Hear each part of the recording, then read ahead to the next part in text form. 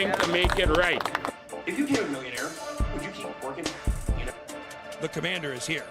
What's going on right now is California's trying to figure out.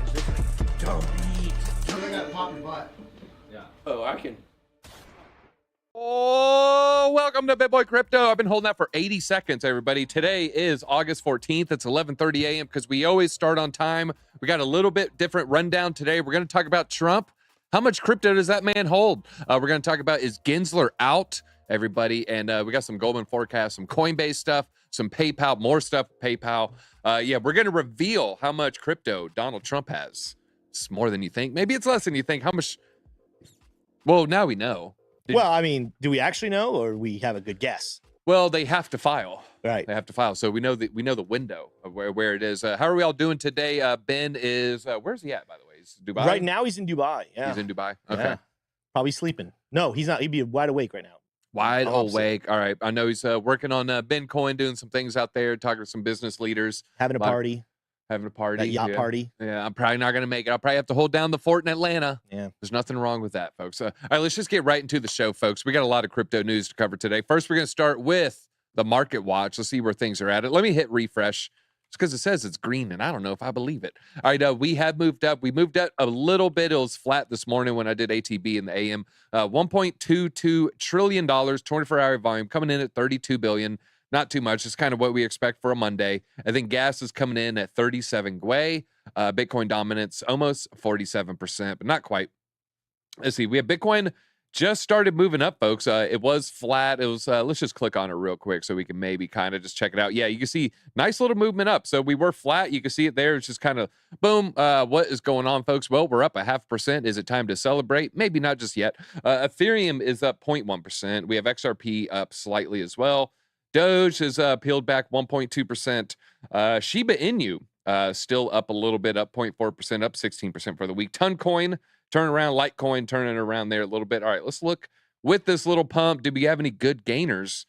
Still Hedera. We recover the Hedera news, right? H-bar news. Yeah, but it's still, I mean, it's one of the few coins that's still setting higher highs and higher lows in this time frame. Everything else still kind of moving at least sideways, if not down. So Hedera is an interesting project, and I think it has a little bit further to go. Too. I think Ethereum has a little further to go to the upside before. Well, they got a big partnership, and that partnership might lead to more gains coming. So we're going to talk about that later on in the show. We also have Frac Shares is up a little bit, 7.2%. Conflux. Then ApeCoin finally having a good week. It is up 15%. Thorchain, though, look at Thorchain for the week. It is up almost 50%. Wow. So Thorchain really having some good moves there. Yeah. Mina Protocol, Pepe, the Graph. Okay, a lot of familiar coins that I like to see. I even hold some of these. I did take some profit, folks. I told you I'm selling my roll bit. I've peeled off, about a third or so, maybe a little bit more, maybe 40%. It is now down 6.7%. So I sold about 4 days ago. I didn't get the exact top. If we look at 7 days, if I would have sold 3 days ago, would have been perfect. So here we go. 1 day, 2 day, 3 day was the last little pump there. And I think I sold some of this and some of this pump. So there's a pump there, sold a little bit, sold pump there, sold a little bit. So feeling pretty good about that, but it is way, way down. All right, let's look at the other losers, other bad coins, really not too much. Because after XDC, then we're in the 1-digit range there. Yeah. So Rollbit and Caspa. Is this my Caspa shot? I've been talking about Caspa. I need to get Caspa. I have 0 Caspa, and I feel like an idiot. I feel like a dummy. I feel like a moron. I want some Caspa. I'm thinking about getting in here now. So we were below a nickel. Now, guys, it could go a lot further down. This is still after a good run up. I mean, if you zoom out, it really doesn't look that good on the chart, though. But if you look at the 14-day, 30-day, yeah, I mean, I could maybe see maybe a little head and shoulders there. Maybe we got another little part of the arm coming down there. I don't know, though. But Caspa, do you hold any Caspa? No, I don't. And I should have, because it literally did almost exactly what I predicted it would do. If you go to my screen, I talked about this last time. It's really hard when coins set new all-time highs to predict where. But one of the things you can use is Fibonacci extension. And I talked about the 1.23 level. And we did wick a little bit above that. But look at where we rejected, DZ, right at the 1.23 level on Fibonacci extension. So if you're wondering if it's time to buy more, I'd be interested, I think, if as it comes back down here towards this platinum pocket towards what is that price for that line? Right this there. one right here, 3.9. 3.9. Okay, so maybe 3.9. coming in right at 4.0. So, Yeah, somewhere around there. You know what? When it's 4.2 and I'm looking at getting it at 3.9, I could maybe try to watch the chart. Sometimes I just set it and forget it. If I get a little bit less Caspa, I'm okay with that. So it's up to everyone's individual, just personal preferences there. So that's good enough for me. 3.9 sounds a little bit better, but I might just jump in at 4.2, guys. Where are you at on the Caspa crew? Do you have some Caspa? Let's see. Hate to say it. Solana under token law is looking good. Okay, people liking Solana. You know what? I think it's time for us to talk about Gensler, though. You like Gensler, right? Love him. Favorite person? One of, yeah. All right. Well, this scenario can see Gensler replaced by SEC's crypto mom, a former SEC official. John Reed Stark believed he could throw in the towel depending on a possible scenario to play out in 2024. Just happening in the next year here, just mere months away. So this is depending on a key election in the U.S. in 2024. So it looks like he is worried about the Republican president could drastically shift the crypto regulatory tide. So yeah, if we get a Republican president, maybe going to be on his way out. Will the SEC approve of any of the recent Bitcoin spot ETF applications? People often ask for his opinion here, which is an interesting, important question. Here's his current take. He breaks it down. But he did note that Hester Pierce, I think his first name is Hester, Which right? we found out it's purse, right? She pronounces it purse for some reason. Well, there is no I before the E there. Okay. So maybe. My purse, Maybe. I don't know you. Well, I think that's how it's spelled. But yeah, when Ben called her office, it said you reached the office of Hester Purse. So Okay. Yeah. Interesting. All right. So Stark noticed Purse's history of dissent and opposition to many of the related crypto-related enforcement, explained that if Purse were to become the head of the SEC, the world should expect that most of the U.S. SEC crypto-related enforcement and disruption would grind to a screeching halt. So that is a good thing. If so, Purse gets in, looks good for crypto. But until such a time when a Republican sits in the Oval Office, John Stark said it's unlikely the regulator to become any more friendly towards crypto, predicting that they'll reject the current swath of Bitcoin ETFs for a range of compelling reasons, aka reasons that they pulled out of the you-know-what. All right, Senator Lummis is backing Coinbase against the SEC. Just more arrows going against Gary Gensler here. She's a prominent advocate for cryptocurrency. She filed an amicus brief on the 11th to support the Coinbase exchange against the SEC's lawsuit there. She maintained that the responsibility for regulations lies with Congress, not the SEC. Here's her quote, I believe. Now, this might be Coinbase's quote. The transaction over Coinbase's platform and Prime are not and do not involve contractual undertakings to deliver future value, reflecting the income, profits, or assets of a business. They are commodity sales, with the obligations on both sides to charge entirely the moment the token is delivered in exchange for payment, aka talking about the Orange Grove case where the SEC says everything's a commodity depending on, are you working towards its profit? Hey, then it's not a commodity, it's now a security. I think they're pretty clear. But yeah, now we have we have a senator coming in filing an amicus brief on behalf of Coinbase against a governmental agency. I would say, call me crazy, I would say that's pretty bullish. Yeah. Pretty bullish for the court case there. So I'm rooting for Coinbase. So I think we're all rooting for Coinbase. All those coins, they got beat down pretty hard. I have a big bag of a lot of those coins. I think there's a little opportunity there if you think Coinbase is going to win against the SEC. I do, but I'm not. I mean, they have the backing of Larry Fink and BlackRock, so it's hard to bet against Coinbase. Yeah. Do you want to bet against BlackRock? Yeah, I probably don't. No. Have you seen Coinbase there stepping up with raw power? Hey, maybe when Bitcoin moves 10% or higher, it won't crash. That'd be a good thing. All right, one more thing on the SEC here. Law expert says the brief filed by 6 law scholars absolutely shreds the SEC's theory, where they go over what is an investment contract and whether it requires contractual undertaking, contradicting the SEC. Here we have someone with the same length of neck as DZ there. So he said the amicus brief filed by the law scholars is devastating for the SEC. Murphy noted that the amicus brief absolutely shreds their investment contract theory. So this was filed by law professors and scholars who are experts in security laws and related fields and probably have a big bag of Bitcoin. They include UCLA, Boston University, Fordham Law University, University of Chicago, and Yale Law School professors. They noted that after the Howey decision, there's a common thread in how investment contracts were defined. The thread was that investor must be promised by virtue of his or her investment and ongoing contractual interest in the income, profits, or assets of the enterprise. When you have a token, you do not have those things. So good news for the SEC. For Coinbase. We're rooting for Brian Armstrong, rooting for the bald brother, the bald deployer there.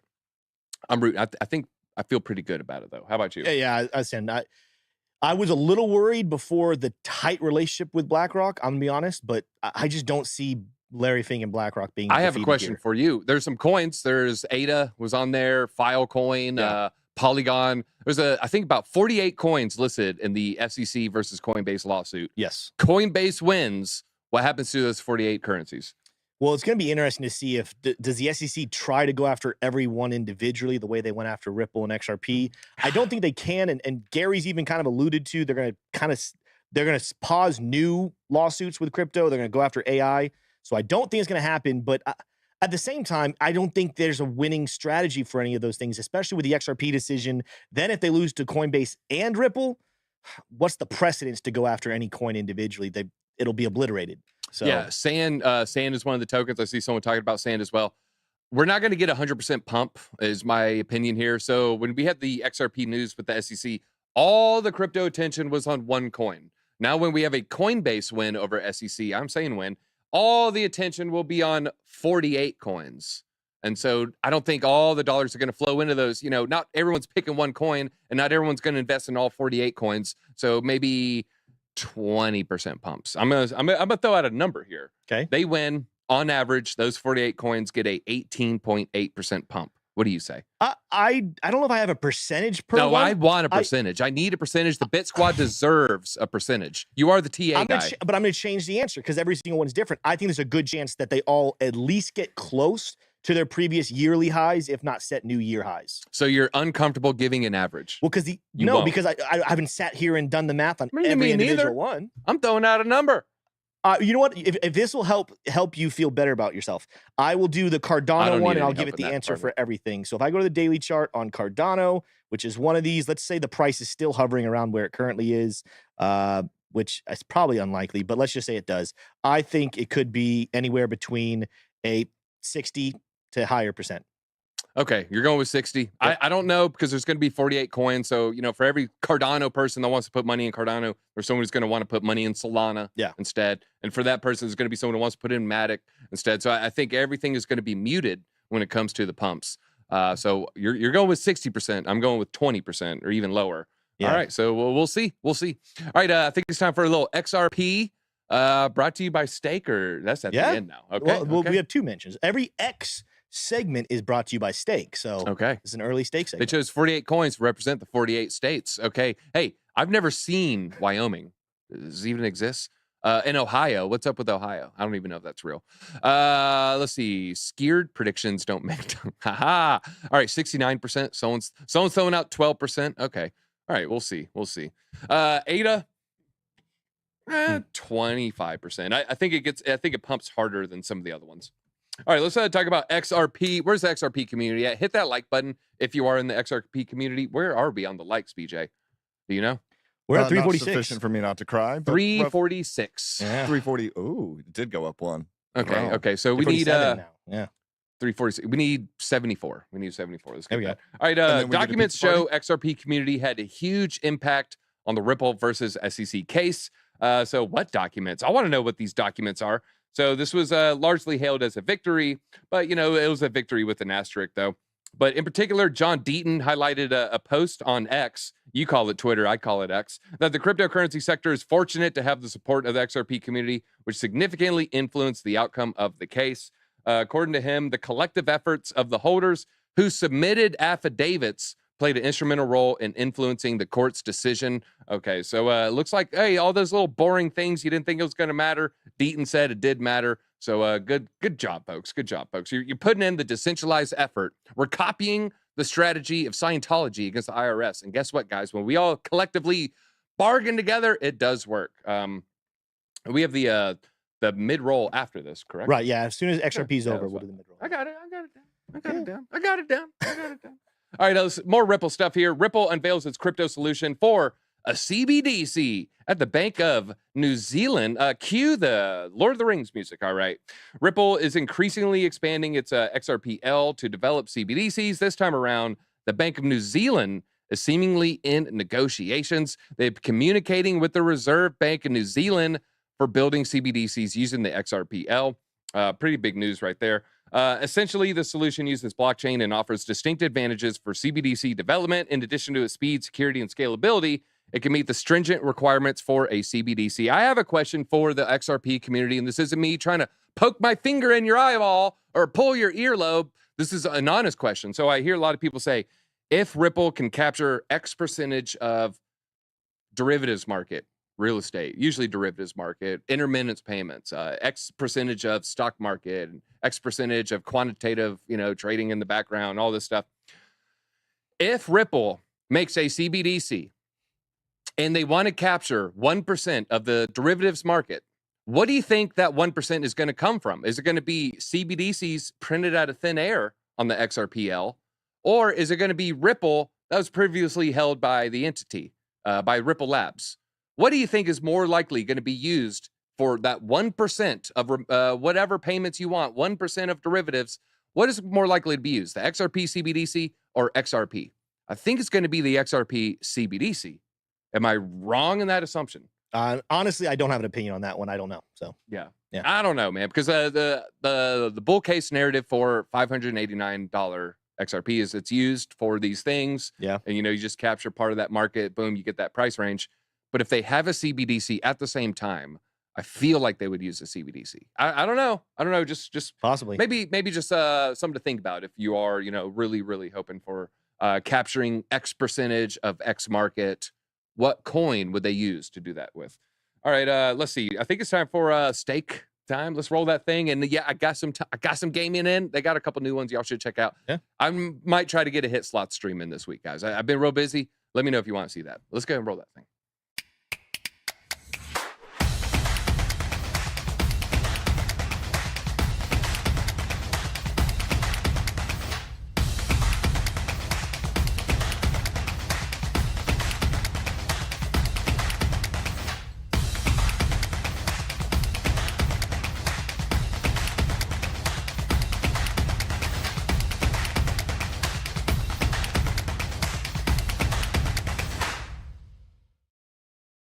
Yeah, back to the XRP thing. Really not talking about price. More talking about, if there's two competing projects, which would they use? We don't need pricing or math models. I hear you saying. Okay. If you're say an investment bank and you have an option of using XRP or you use the XRP CBDC, which would you use if you're Mr. Goldman Sachs? Probably the CBDC. Yeah. Why would you choose a volatile asset? Yeah. All right. That's just my 2 cents. I'm not trying to FUD it. I'm just, hey, XRP being used for CBDCs, I would argue is a bullish use case for XRP. It's just going to be more brand name recognition for that coin. All right. Let's talk about, let's see, top stories here. We're going to talk about some Bitcoin FUD. Has Bitcoin failed? Yes. Ask an analyst. It's more the same from Bitcoin and other cryptocurrencies on Monday, as the assets continues to drop in price, but the lack of action is starting to unnerve some market participants here and observers. It's been choppy over the last couple months, but it hasn't really gone anywhere in that time. From trading largely between 30 to 31 and mostly between 29 to 30, it's not been the most thrilling of periods. Welcome to the boring part of a bear market. Has Bitcoin failed? Asks this person. Downgrading the U.S. surely could have been the biggest green light to buy Bitcoin. If crypto can't catch a bid when rating agencies point to ballooning U.S. budget deficits and political gamemanship over fiscal policy, when would be the time for crypto to receive elevated consideration? I think, downgrading the U.S. wasn't this big catalyst event for people. It was a bigger catalyst event for people when they go to the grocery store and they see that eggs cost $1 more than it did the week before. That affects people a lot more than Moody's rating. No one cares about that except people who watch 5 hours a day of finance TV. In reality, I think all that is baked in. I did a speech yesterday. Is it priced in? Yes, it is priced in. It was always priced in, folks. Let's see. Next up, we got more FUD. Is it more FUD? Bitcoin miners to increase sell pressure with a $41 million sell-off. Looks like they dumped more than 1,400 Bitcoin just within a 24-hour period. to increase the sell pressure on the on Bitcoin there. Looks like it dropped to some of its lowest levels in the last 30 days, though. But saying that it could break out if the SEC were to approve one of the mini ETFs. So they're citing data from CryptoQuant. So they confirmed that the steep decline in the miners' reserves during this reporting period here. Let's see, net take volume weekly, net taker volume. So these are, I'm guessing, the miners' buy-sell rating right there. However, despite the recent lack of movement in Bitcoin's price, Glassnode data further shows that long-term holders' assets reached a new all-time high of 14.5 million Bitcoin.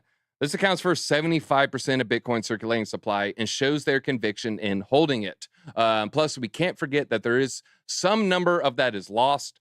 So, you know, that's just not going to move for a long time. All right, let's see. Is this more? Oh, did you see the Justin Sun thing? No. Justin Sun has a lot of Bitcoin.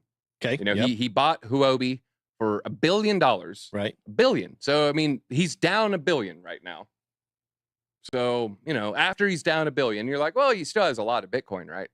He still has billions in Bitcoin. Maybe someone in chat can actually do it because I did the moon math on today's show at 30K. Let me see. Bitcoin right now coming in at $29,587.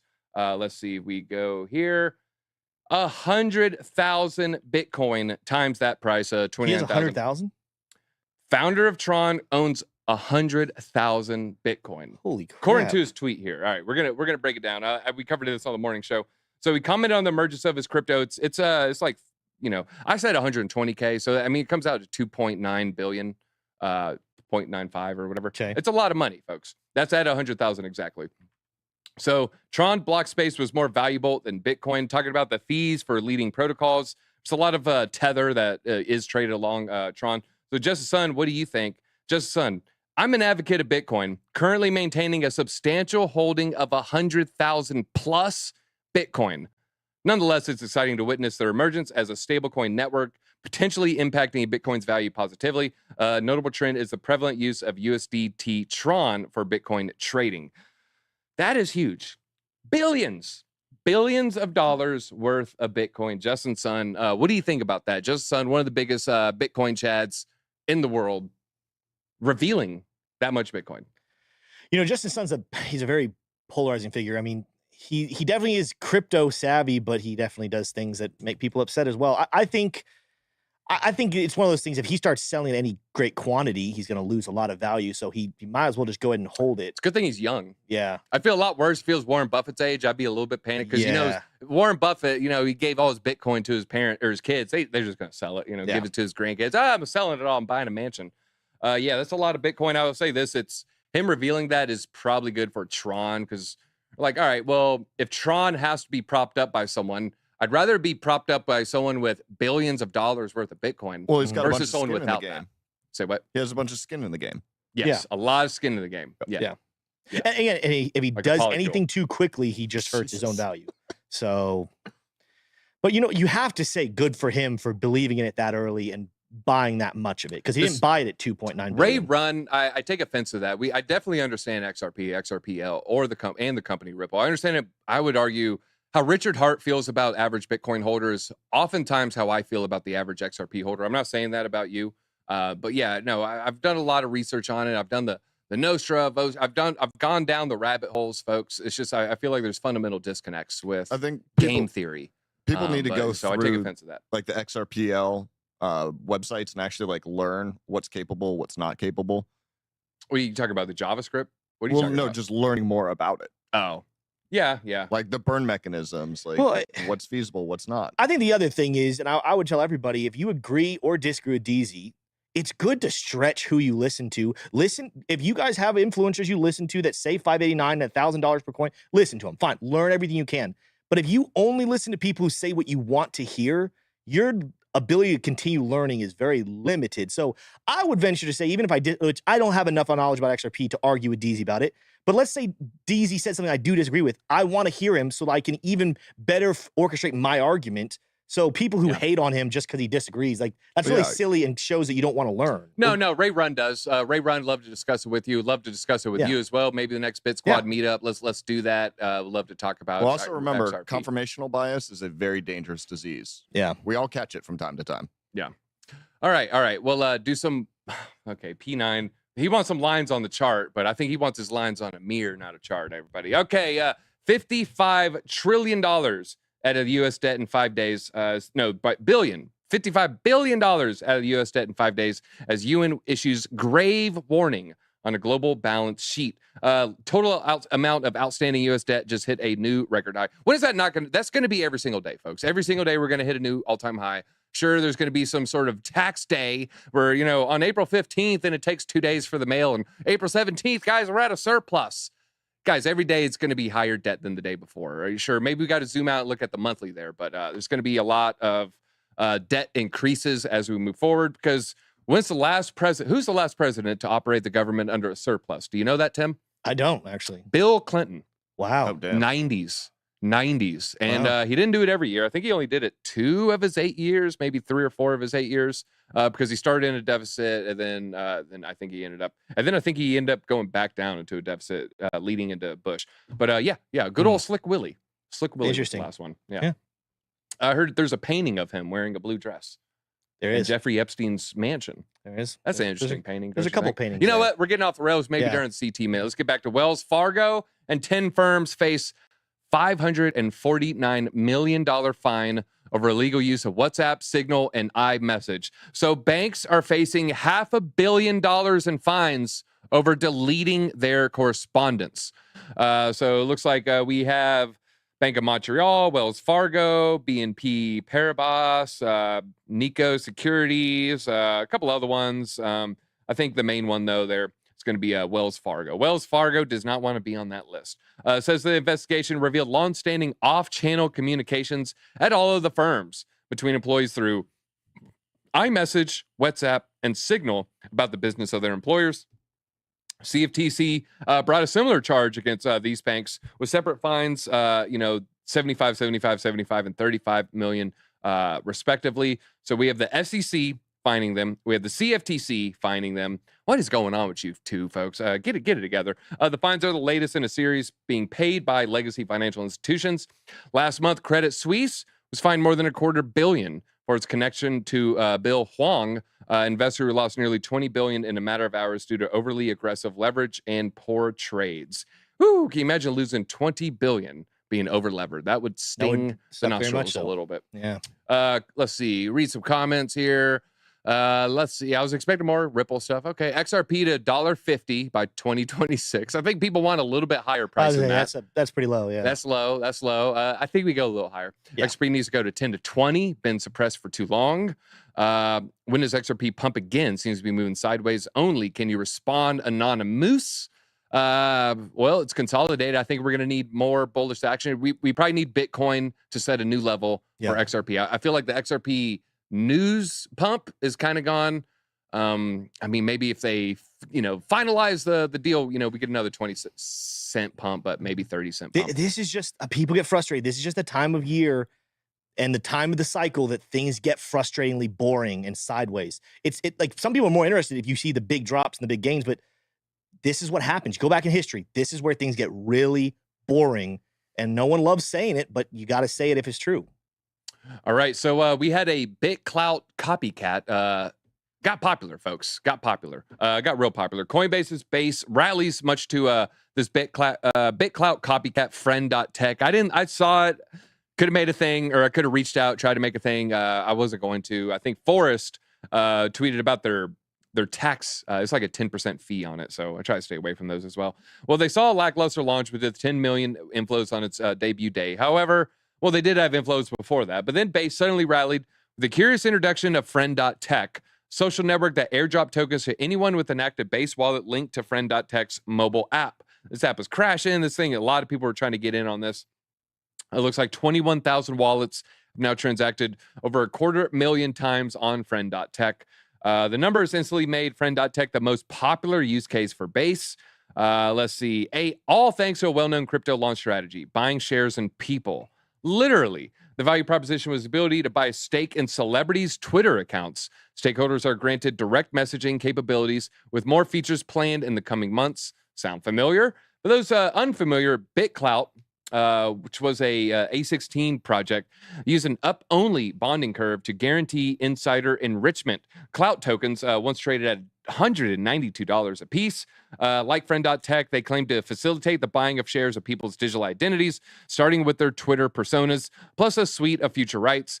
Today, BitClout tokens are worth less than $9 or a 95% loss. That's really not that bad. I would expect 99%. So is this going to drop 95%? Probably, eventually. I don't know when. Might be 5 years from now. Might be 5 months from now. Just be careful out there. I haven't got one. Ben doesn't have one either, right? Well, has the what? Friend.tech. I don't think so. Not that I know of, but Investing Bros, have y'all thought about it? No. I hasn't even crossed my mind at this point. All right. Rug pull and new meme token. Uniswap employee withdraws liquidity. The founder stated that an employee drained liquidity in the meme token Friends Tech, which is on Coinbase's new blockchain base. In this context, this came from Uniswap. Let's see. Hayden Adams, which is the founder, said in a post on his Twitter account that an employee of his exchange was fired due to the rug pull case. I did see that they fired him. Known as Flynn, the employee deposited funds into the pool through Uniswap and created a fake volume. And just hours after the meme coin was released, he pulled 14 ETH worth $25,000 from Base via cross-chain protocol HOP. I want to let people know this person is no longer with the company. These are not behaviors we support or condone. All right, so Uniswap on top of it looks like they fired the guy, so good for them. Have you guys interacted with Base at all yet? I haven't. I know Johnny and Drew got some NFTs. Have you two? I've never bought an NFT. I mean, I have. I actually just did that game I was telling you about. Parallels uses Parallel uses it, but the bridging process is actually pretty clean. The gas isn't too bad, and then once you're on Base, it's pretty nice, and you can either use Coinbase wallet itself or integrate it into MetaMask. So I should have got Ball token for something that released recently. Like, it's pretty clean so far. Interesting. All right. Well, now that I know there's a card game, a little bit more interested. All right, let's talk about PayPal. They unveiled a crypto hub following see this word as something else. Following their stablecoin launch, following the PayPal stablecoin launch. I feel like they could have done better, like paid or paid. I don't know, something there. They updated its terms and conditions to offer insights on how users can leverage the newly introduced cryptocurrencies hub to explore digital assets. This demonstrates their ambition to establish itself as a crypto-friendly platform. So upon its launch, it'll be seamlessly integrated with users' existing PayPal accounts, accessible using their login credentials. Any balance in your hub represents your ownership of the amount of each crypto asset you shown. You will not hold themselves in the balance, though. Okay, so this is not self-custody. Hawaii users are exempted from using their new service, though. Let's see. To be eligible, you must open a PayPal account, maintain a balance account in good standing, and then you must provide key identification information, including your name, address, date of birth, and your social security number / tax ID number. So, yeah, I still use PayPal. I know they aren't the best place, but guys, when I haven't cashed out crypto in a long time, maybe start looking to do it in 6 months, 18 months. It's risky. I've had a lot of coworkers, I've had a lot of colleagues, they've had their bank accounts just completely eliminated. And I'm not in the position where that wouldn't affect me. And that would affect me greatly. And so I sell on Coinbase to PayPal, and then PayPal to my bank account, and then bank account, I can pull out the money. So that's how I do it. I just kind of hide a little bit. And then that way my bank doesn't see, just crypto. It's at least obfuscated somewhat. All right, let's see. Now, someone's saying the PayPal stablecoin announcement is not priced in and predicts huge ramifications for Ethereum. Says they're discounting the fact that PayPal's network is hundreds of times larger than Ethereum's. They have 435 million active accounts versus active L1, L2 addresses, 1 million. That sounds about right, I guess. 1 million active addresses. Maybe I figured it'd be a little bit more. But yeah, 400 to 1 ratio, even if it's 10x that, a 40 to 1 ratio, pretty bullish. So I'm feeling good about ETH. And do you have enough ETH, Tim? I mean, I don't think I could answer yes to anything because I want to get more of everything. But I have enough for my portfolio at the moment, percentage-wise. I don't. Percentage-wise, I need to get my ETH up, man. I really, really need to get my ETH up. Can't with PayPal. They'll find me $2,500 for your comments on Twitter. Redman, that is a serious concern. Serious concern. Wait, is that what ED stands for? ETH deficit? Yes. Oh, okay. Yes. ETH, the biggest Ponzi in all of crypto. We know it's not the future, yet it's too big to fail. ETH at 600 is too expensive. Okay. Wow, use PayPal. They are evil. Guys, I don't really have many options when it comes to cashing out fiat. Work at PayPal, buddy, you're 100% incorrect. Whatever restrictions are there are for the safety of both merchants as well as buyers or even general consumers. What was the big thing? It was the social media censoring, right? Yeah, I don't think people are worried about the shutting AML. down accounts. Like there's another difference between moving through PayPal and holding in PayPal. Yeah, and it's one thing to flag a merchant in Lithuania that has 40% chargebacks versus did you see their tweet yesterday? Talking about two completely different reasons there. I think you could say the same thing about exchanges. Like you shouldn't hold a bunch of money on exchanges either. You have to use them as your on-off ramps. But in reality, we talk about this a lot.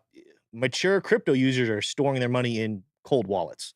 All right, so it looks like we didn't have the HBAR story, so I want to make sure we pull it up because someone brought it up. HBAR surges 16% as FedNow adds Hedera project drop to service provider showcase. We covered it this morning too. So it's in the FedNow showcase, which is among a variety of tech solutions for the payment system here. This is going to be for merchants to accept payments as small as a penny, making micropayments accessible and practical. So this is pretty good. I mean, we're not saying everyone is going to use Drop, or Walmart's now on board because they signed something with FedNow. FedNow has a suite of options.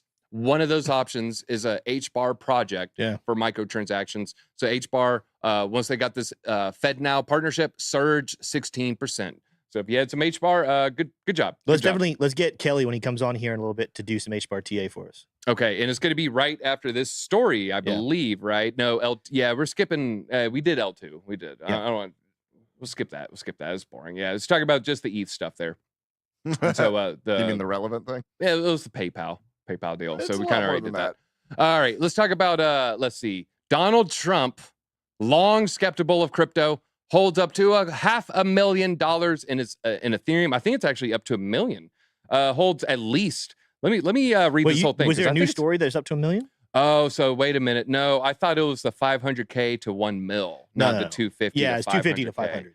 Yeah. Okay. Well, he holds up to $500,000 cryptocurrency. Let's see. This is a filing submitted to the Office of Government Ethics.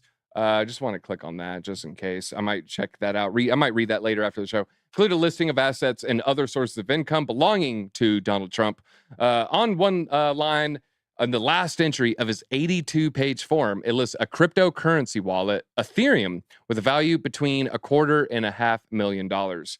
The wallet appears to be connected to the NFT that his campaign launched. The floor on those is 0.1. There's about 50,000 of them.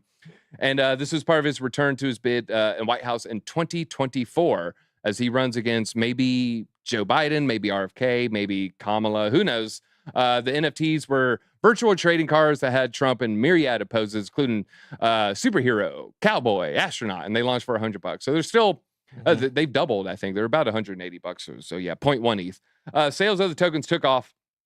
And then he did a second drop, which crashed the first set's value.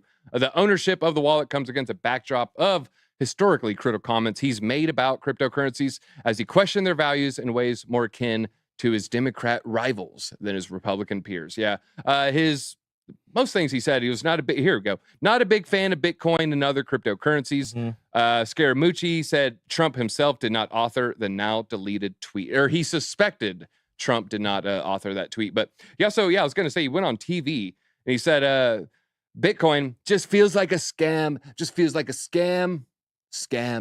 and made it clear that he prefers fiat. I don't like it. Don't like it, never liked it, won't like it, because it's another currency competing against the dollar. I want the dollar to be the currency of the world. That's what I've always said. That was a bad impression. I'm sorry, folks. Hit that like button if you hated that. Do you have one? I don't have a good one. Okay. Do you have one? All right. I just say huge. Glass houses, don't throw stones. Huge. That's all I do. Huge. DZ, you really need to work on being Trump. Yeah, it's not very good. Because it's from China.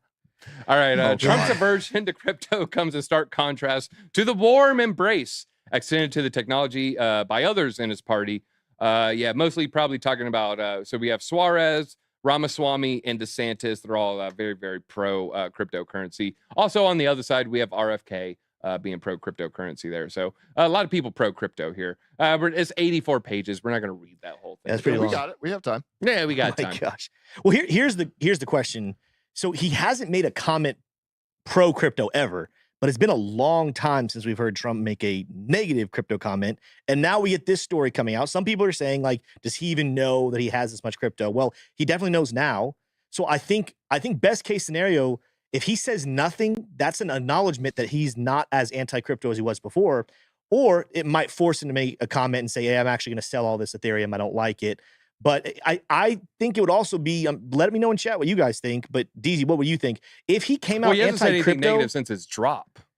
Well, he did a drop. Yeah, that's what I'm saying. Like, but it's been a while since he said anything. Well, he's pro because look, you don't do an NFT drop unless you're like pro on some level. And also, would that not? I mean, does he not want to go after the people that are pro crypto? Like, I feel like to side with Elizabeth Warren would be pretty detrimental to Trump's chances. So at best or at worst, he has to be neutral on crypto. I think it'd be pretty detrimental to him to go anti-crypto. Trump is the king of free money. And if you don't know what free money is just a persuasion term. When you see something that everybody kind of agrees with, and if you just do it, it's just free money. Like it doesn't say anything. It's not bad to say some after 9/11, freedom. You just say freedom. That was free money. You're just saying the word freedom. Free money would be, I'm against CBDCs. I feel like that's a slam dunk. You lose 0 voters saying that, and you gain voters by saying it. So when it comes to that type of play, he usually makes those. I think he'll do it. Ramaswamy has to stop singing "Lose Yourself" by Eminem to uninterested Iowa farmers. Yeah, probably. I think that was for the farmers' children, though. Let's see. A dormant address containing 1,000 Bitcoin, which is about $30 million, has just been activated after 12.8 years by Whale Alert. Okay, wow. Diamond hands. Would you have held to $100 to $1,000 to $10,000 to $60,000? Probably not. All right, let's see. Is it time for? I see him pacing. No, he's ready. Get that white button up shirt. He's been there a long time, man. He was there for like the old timing. We're at the end of the show, though. What's going on, man? Oh my gosh. What's up? Hey, what's going on, man? Fresh haircut too. Hey, I got my ears lowered. I had a good weekend looking at the charts. Yeah. Bitcoin's boring as hell, isn't it? Yes, it is, man. Tell us something, though. Is it boring? I don't think it is. I think if we only want it to go up and we have that directional bias, then it's boring. If you have a strategy in place, there's nothing boring about this because all it's doing is providing you opportunity. Let's go ahead and dive in and talk a little bit about that. So first, we got to look at this. No matter what, price go up, price go down, price go sideways.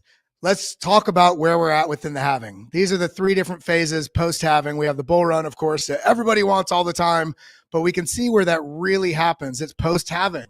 Pre-halving, we got, a little bit of a pre-bull, push-up, sell-off, consolidation, push-up, sell-off into the halving. 2019, we had a large push-up quite a bit before the halving and a large sell-off, coupled with that global economic shutdown. Post-halving, strong parabolic push to the upside. And then the bear market, we are in that pre-bull phase, which is that area of time leading up into the halving. I just want to, before we dive into a smaller time frame, technical analysis and where we think price is going today, which is what everybody wants to know, let's always remember to zoom out and look at where we're at in the market cycle so that we can dominate this market, not be dominated by the market.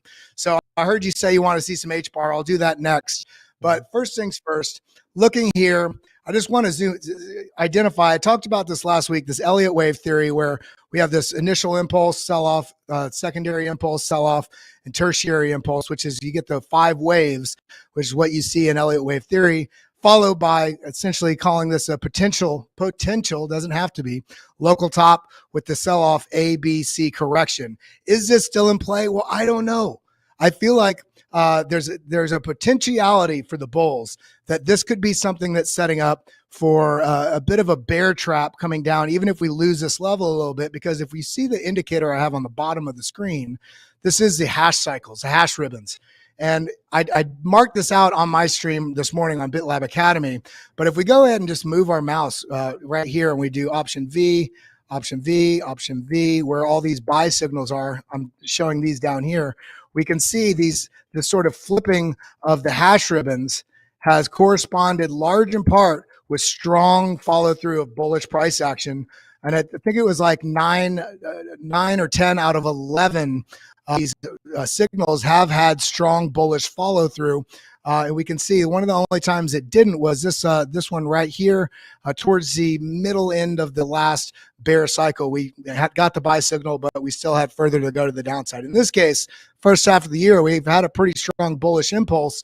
The question everybody has is, are we still going to get this sort of sell-off? Well, considering that we have all these different factors, crypto adoption with payment implementation, when is that integration of payments going to be integrated into X? Who knows, but sometime in the near future. Crypto ETF approvals, when are those going to happen? I don't know. We just got the delay of the ARK Invest, but we do have Bitwise and BlackRock coming up. Will we get a surprise and get some approvals before this time that everybody believes, which will be at the end of the year or January or February? Maybe something happens where we get sort of a week of a bunch of approvals coming through. Who knows? But looking at the actual price action coming down to the 4 hour, double click here, we can see that we have a small breakout on the smaller time frame of this sort of small, very short window of downward price action. We have sort of broken out of this. We have a bit of a momentum coming to the upside. We have the stochastics angled up on the BitLab trend fuel down here. The new, basically, we've had a complete overhaul of the entire BitLab trading stack, making it a lot cleaner, a lot better signals. And we can see we're getting a bullishness across the signals here on the 4 hour. Looking at the 1 hour, we have not only broken out of this, we've tested this line and we're holding above this. We got the momentum coming up.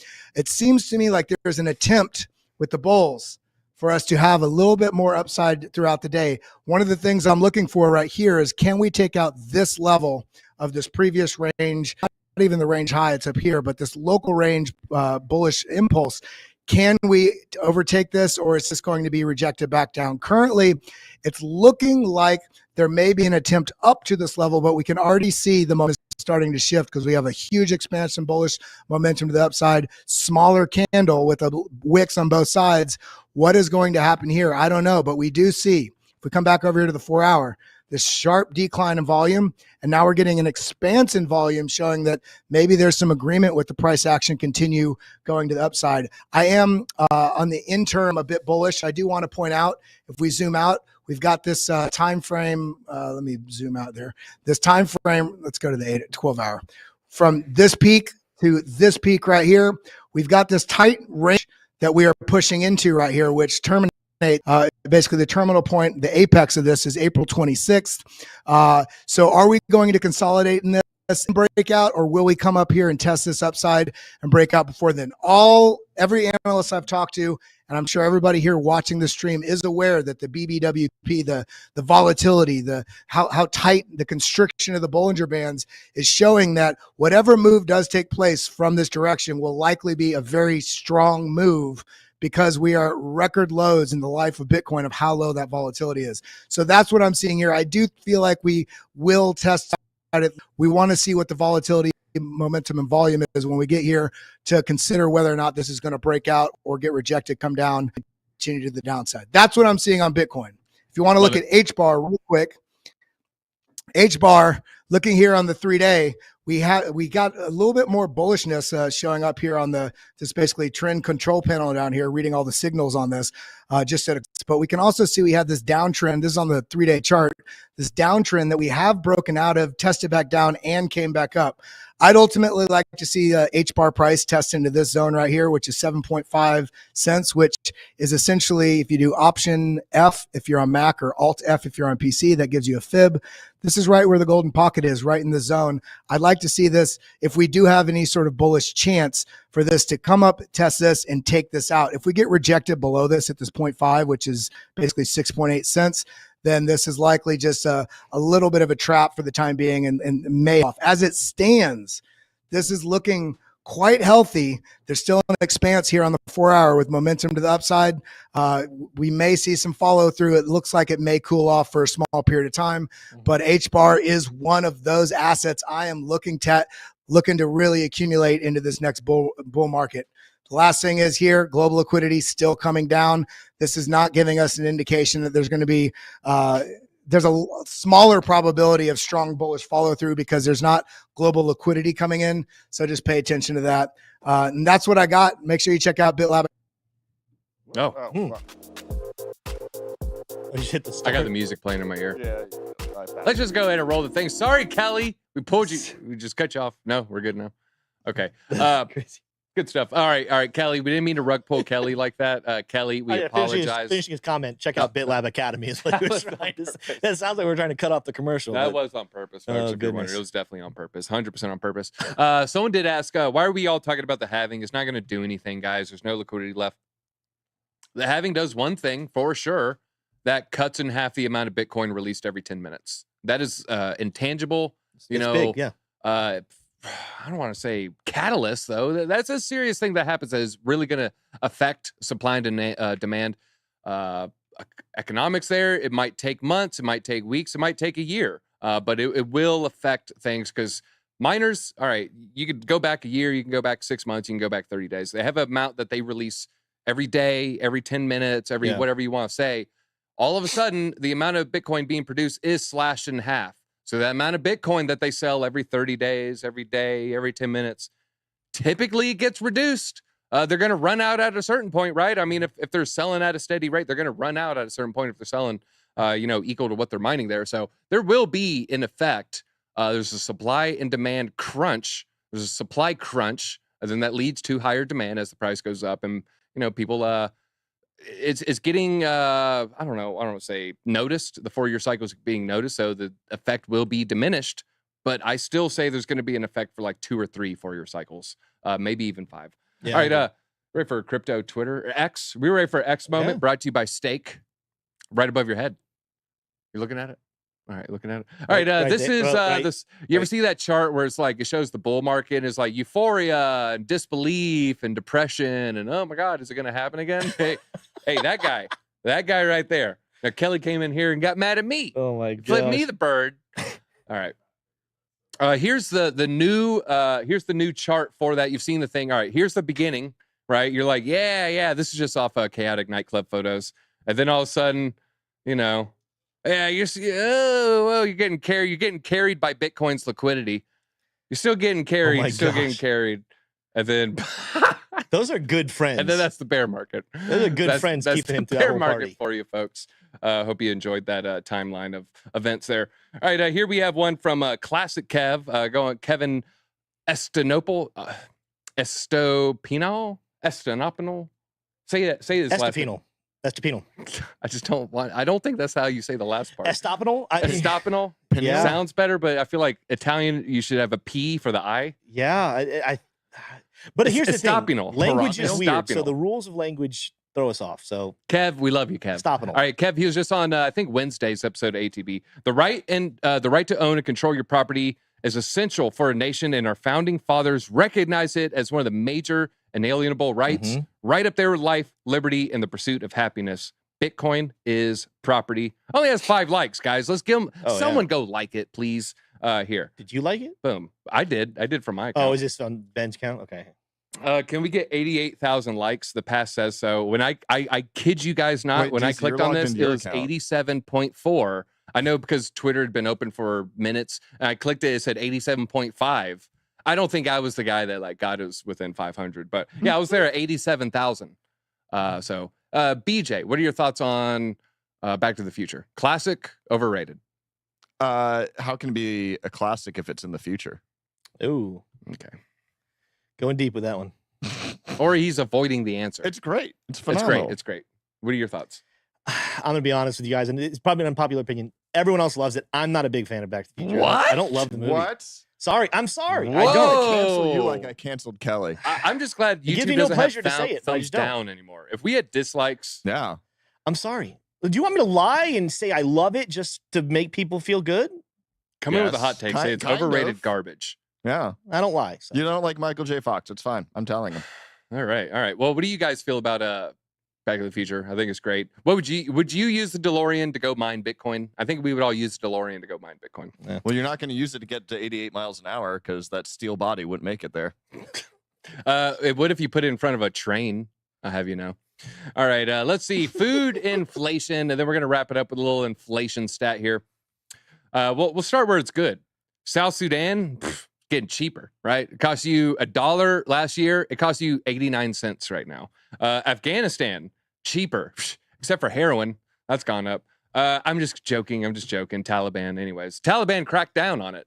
When we were there, poppy fields as far as the eye could see. Wait, they switched to Taliban cracked that down. Hey, why do you think there's so much fentanyl, folks? Sure. All right, let's see. Okay, so Brazil's 2%. We'll just do some of the major countries here. UAE, almost 4%. India, 4.5%. United States coming in right under 5%. We feel like we feel the pain there. We do feel the pain because really it's a little bit higher than 5%, right? Philippines, 6.3. Mexico, 7.3. Canada, 8.3. Japan, 8.4. Now we're getting into the double digits, folks. Italy, 11%. Germany, 11%. South Africa, 11%. France, feeling the pain. They're coming in at almost 13%. Ukraine, coming in at 13%. The European Union as a whole, coming in closer to 14%. Let's see. We have Egypt, 68%. Pakistan, 40%. Argentina, over 100%, coming in at 117%. Yeah. Lebanon, coming in over 200%, 280%. And then last and least, we have Venezuela, 414% inflation for food. So that gallon of milk cost you $5 last year. Let's see. So we're looking at like $27, right? Because 100% would be $10, 200% would be 15, 300% 20, 400% 25. So yeah, about $500 or $27 for that gallon of milk that used to cost you $5. That'd be rough. That would be very rough. That is a great candidate country for crypto to come in and become a new currency. That Harry Potter is like a freaking $150 million market cap. I don't know how it's got to 150. I never would have guessed it got that high. I don't know if that meme can beat Pepe. Because when you have Harry Potter and Sonic, you have some IP, and then that's when you can get delisted a little bit more easily. And so I don't think it'll beat Pepe and Shiba, but it could. I just don't think because the IP. I think the IP will hurt them. Let's see. 12 quintillion. Okay. Bread lines are like the DMV. Socialism's so awesome and stuff. Hey, it's just led to starvation every single time it's tried. Oh, we do have democratic socialism. Yeah, but if you ask people that are going to college campuses here in America, they'll just tell you it's because every country that's tried it did it wrong. Well, they say dumb things like eat the rich, and... Yeah. Well, I had a guy, I was on a campus once talking with a guy, and he tried to convince, my friend was with me, she's, her parents came from Cuba, like lived in Cuba, came over here. He tried arguing with her why Cuba was a great country and everything that was said about them was fake news by America, just to try to say that. Yeah, by the wealthy that want you to think it was capitalistic propaganda is what he said. Yeah. So, well, should there be billionaires, Tim? Yeah, if you make the money, yeah. Yeah, I agree. Should there be billionaires, BJ? Yeah, billionaires, but there's a certain point where it gets a little insane. What do you do in that case? Do you I don't want to say steal, maybe that's a strong word. Do you obtain ownership of their company's shares against their will? I don't have any answer. I would say it could be absolutely corrupted, but it's like, do you create some kind of like incentive for pushing into like certain energy production or anything else? But then again, that can be corrupted. But it's like hoarding the money and sitting on it and it not being in circulation seems a little crazy. Well, so like, usually when you see billionaires worth X, it's just tied up in the equity of their company. Yeah, so most billionaires don't have $1 billion of cash sitting somewhere. They have liquid. Okay, they don't have it liquid. They just have it. They have it sitting in investments somewhere. So they own property that they can keep doing stuff. They own stocks. They own it. So yeah, I can see Elon becoming a trillionaire. SpaceX is now private. Plus, you have X is now private. So I can see SpaceX, becoming trillions upon trillions, and then his percentage. You're also going to see more billionaires with inflation. I mean, new billionaires are made daily because of just inflation. Yeah. There's like 2,500 billionaires. Yeah. There's a lot of billionaires. I say that's like, I'm not one, but I mean, there's relatively speaking, there's a lot of billionaires here. I mean, billionaires basically the next McDonald's worker now. If you were Pretty making much, yeah. billions, maybe you're charging too much. Sometimes, I mean, potentially. I always like to throw out the example of the Lululemon founder and also the Spanx founder. These are just two women who created a clothing company. You know, they get featured on Oprah, and all of a sudden, you know, they're the hottest thing in the nation, and then their company becomes worth $5 billion. Yeah. They own, you know, half the company, and now they're worth $2.5 billion. All their money's in the company. And so did Lululemon charge too much for the yoga pants? Probably. Did Spanx charge too much? Probably. But, you know, if they want to charge $40 for those pants, let them charge $40. I don't think you steal Spanx. The reason why they're not charging too much is because people keep buying them. As long as people keep buying them, they're not charging too much. When they're charging too much, people will stop buying. That's simple capitalism. And once people understand the polymers that are in that fabric, okay, fine. And so stop buying it at such a high level, and they'll stop selling it at such a high level. That's simple economics. I feel like the BitSquad, we're largely capitalists here. I don't think there's too many like secret communists watching the channel or anything, but hey, Arno, you're damn right I did. All right, well, folks, I think that's all we got time for today. Once again, I swear to God, right on the dot. Right on the dot. We'll be back at 5 p.m. ATB. Make sure you're following ATB. Make sure you follow ATB's new Twitter, ATB_daily. Make sure you go like Kevin's tweet. And make sure you're following us on ATB. We're trying to get to 25,000 subs. I think we're pretty close. So that's all we got. Until next time, DZ out. Adios. Yes, hot dog. Don't show that comment.